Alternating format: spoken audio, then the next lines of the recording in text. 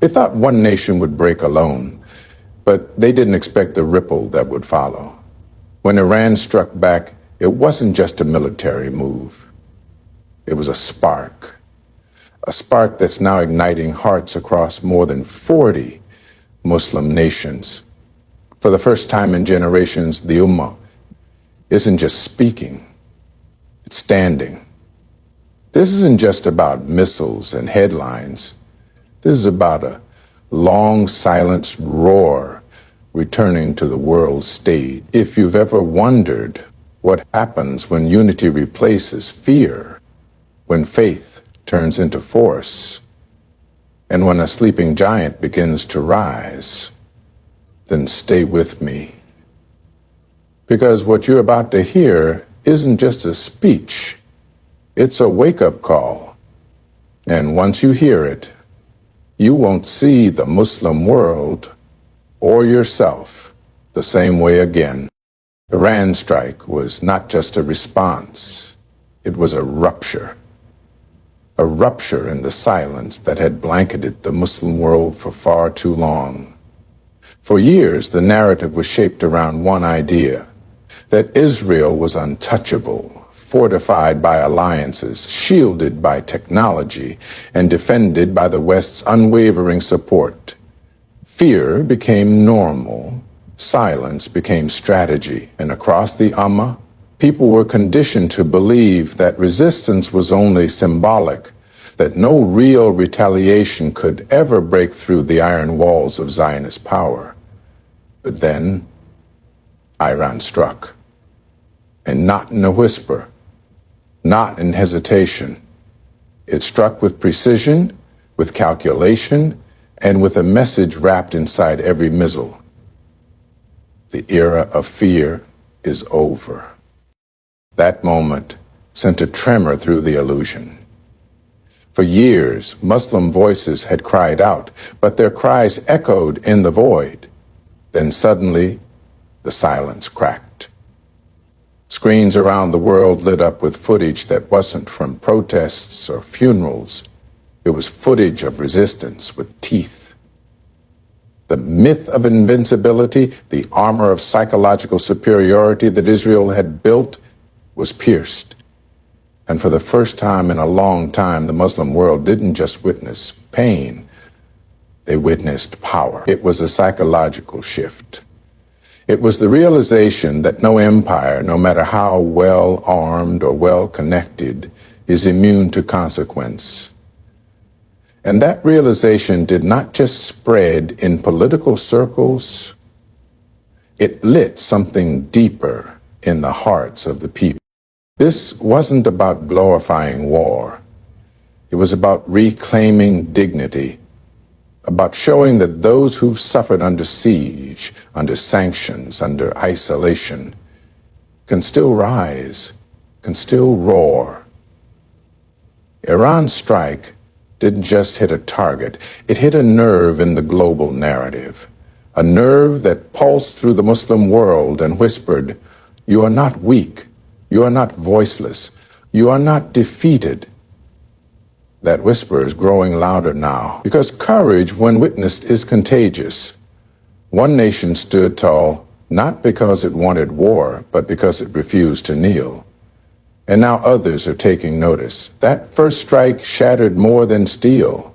It shattered the lie that the Ummah must always be on defense. It proved that silence is not always strategy. Sometimes breaking the silence is the beginning of awakening. For decades, the Muslim world's response to injustice has been rooted in emotion. The images of children buried beneath rubble, of mosques desecrated, of cities turned to ashes. These sights would spark fury in the streets, tears in our homes, and trending hashtags across the internet. But after the rage would settle, silence would return. The world learned to wait out our emotions, knowing they would eventually fade. They knew we would mourn, we would cry, we would shout, and then we would scroll on. But something is shifting. This time, the anger hasn't faded, it has transformed. The reaction to Iran's strike isn't just fury, its strategy. The Muslim world is no longer just expressing pain, it's starting to channel it. For the first time in years, the response is not only viral, meetings behind closed doors, alliances being revived, airspace discussions, military exercises, joint economic strategies. This is what transformation looks like. The difference now is not just the number of people who are angry, it's the number of leaders who are listening. It's the number of governments who realize that silence is complicity. The reaction to Iran's boldness isn't to condemn, it's to calculate, it's to prepare. The shift is quiet, but it's powerful. The Ummah is learning to play the long game, to think not just with the heart, but with the mind. This change is uncomfortable for those who want Muslims to stay fragmented and reactive. Because now we are watching a Muslim world that's not only outraged, but becoming organized. One that's not just weeping, but waking up. Iran struck first, yes, but what's following is not just a chain of support. It's a recalibration of purpose. For the first time, we're not just reacting to a strike, we're building something after it. The emotions that once scattered us are now being funneled into purpose. And when pain meets purpose, change begins. What we're witnessing is a transition from protest to planning, from noise to negotiation, from temporary rage to permanent resolve. This is not the Muslim world the powers of oppression are used to. This is a new page in our story, and the pen is no longer in their hands. For decades, the very idea of 40 Muslim nations standing shoulder to shoulder was a dream whispered in frustration, hoped for in prayer, but never truly expected. Too many divisions, too many rivalries, too much distrust had separated us. Political borders, sectarian disagreements, and foreign interference kept us fractured like pieces of a shattered mirror. Every time a crisis unfolded in Palestine, Lebanon, Syria, or Yemen, we responded as individuals, not as a united body. One country would issue a statement, another might send aid, a few more would call for peace. But rarely, if ever, did we move as one. But something has changed. Iran's decisive response has triggered more than just headlines. It has sparked momentum. For the first time, nations that once sat silently are stepping forward.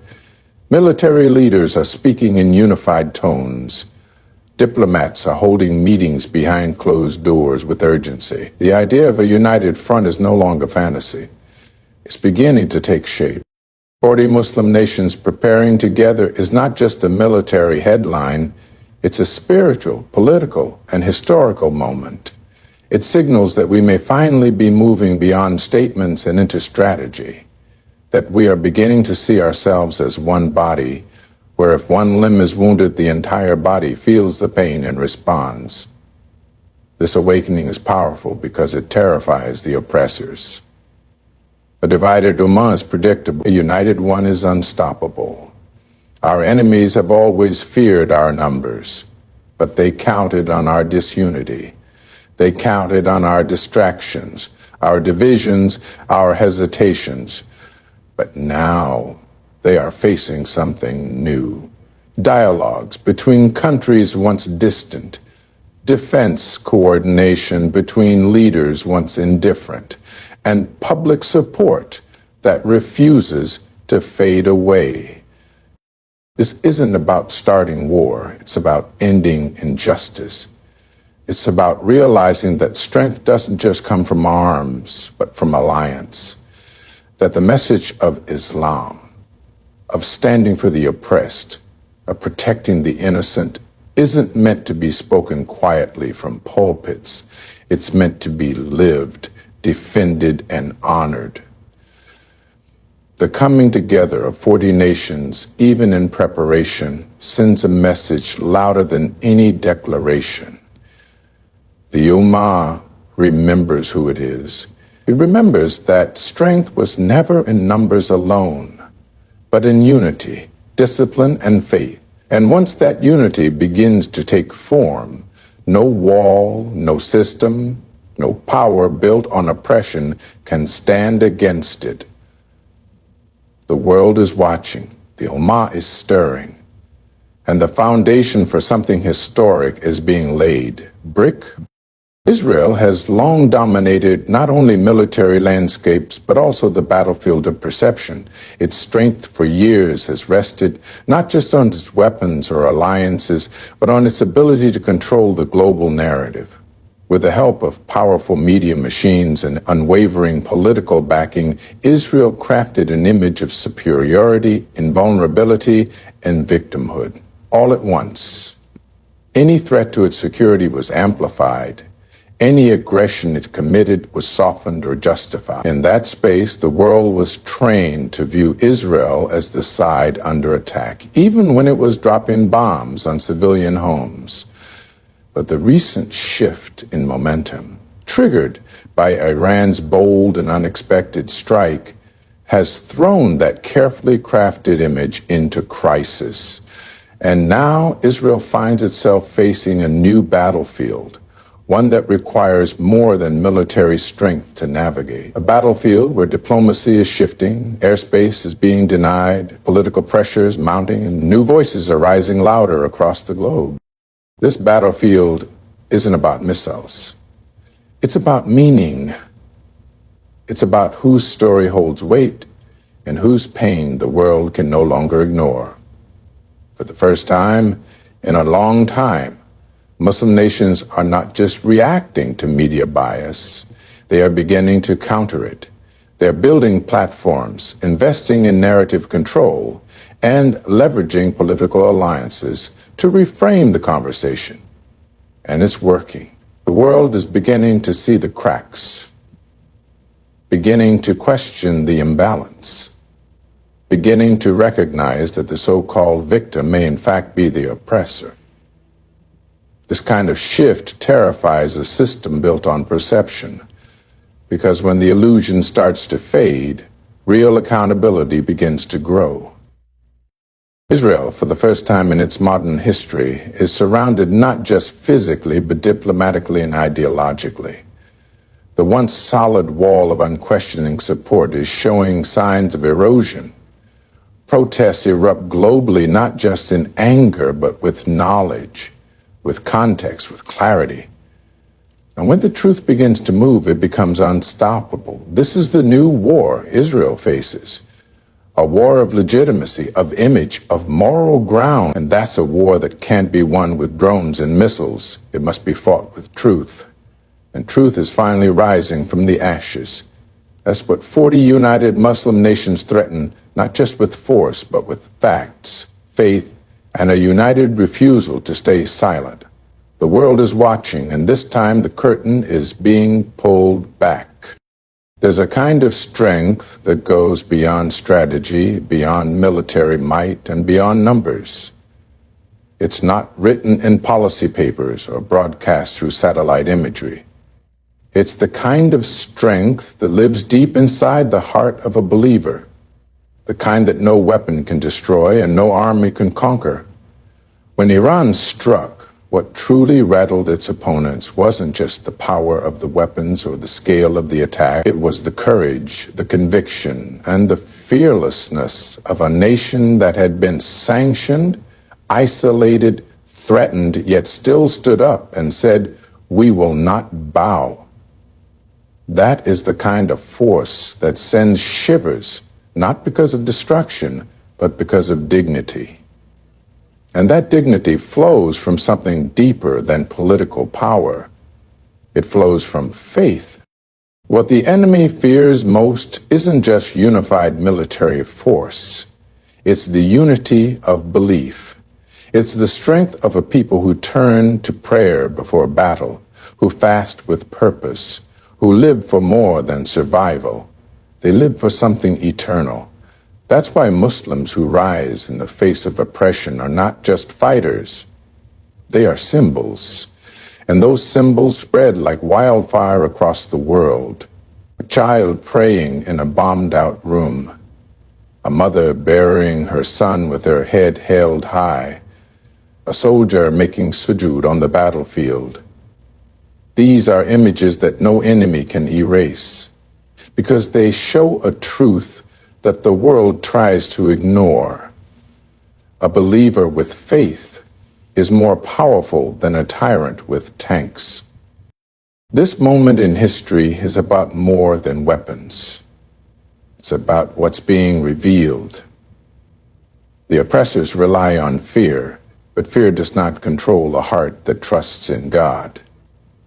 That's why 40 Muslim nations aligning is not just geopolitics, it's prophecy in motion. It's the revival of a spirit that for too long was crushed by colonial borders, broken by puppet governments, and silenced by global powers. But faith cannot be colonized. It cannot be bought. It cannot be erased. And now, as the Ummah begins to remember its strength, not in anger, but in belief, we are witnessing the return of something ancient, a power that made empires crumble before and can do so again. It's time we understand what our real weapon is. Yes, we need unity. Yes, we need strategy. But above all, we need to return to the source of our strength, submission to Allah, trust in His plan, and the certainty that no injustice lasts forever. That is what the oppressors fear most. Not our armies, but our awakening. For years, the Muslim world has been living in cycles. Moments of outrage followed by silence. Sparks of unity followed by division. Waves of protest followed by a return to comfort. Each tragedy would awaken us briefly, only to be drowned out by the noise of daily life. But this time feels different. Iran's strike didn't just trigger political shockwaves. It triggered a deeper question across the Ummah. What are we waiting for? Because every time we wait, every time we delay, every time we convince ourselves that someone else will fix it, we lose another opportunity to reclaim our dignity. This moment is no longer about politics. It's about identity. It's about realizing that the time for warnings has passed. The time for reaction is over. The Ummah has been warned for generations, by scholars, by Quranic verses, by the cries of orphans and the blood of martyrs. Now the question is not, what's happening to us? The question is, what are we doing with what's happening? For too long, we've watched history as spectators. We've analyzed, commented, shared, and moved on. But no movement, no transformation has ever come from spectators. It comes from participants, from people who step in, even when they feel small, even when they feel afraid. Because the truth is, the power we seek is already within us. The moment the Muslim Ummah decides to wake up, not partially, not emotionally, but fully and intentionally, the world will shift. It's not about numbers, it's about meaning. It's about choosing to break the chains of dependence, to build systems that serve our people, to raise children who know who they are, and to stop looking for saviors when Allah has already given us everything we need. The world is changing fast. Alliances are shifting. Old powers are trembling. But none of that will matter if we don't change ourselves. The real battlefield isn't just Gaza or Tehran. It's in our homes, our habits, our hearts. That's where the future is being shaped. The Ummah doesn't need more speeches. It needs sincerity. It needs sacrifice. And it needs a generation that won't wait for change, but will be the change. The time is now, not tomorrow, not next crisis, now. Because the rise of the Ummah won't come through luck or politics. It will come when we realize we were never meant to sleep through history. We were meant to right it.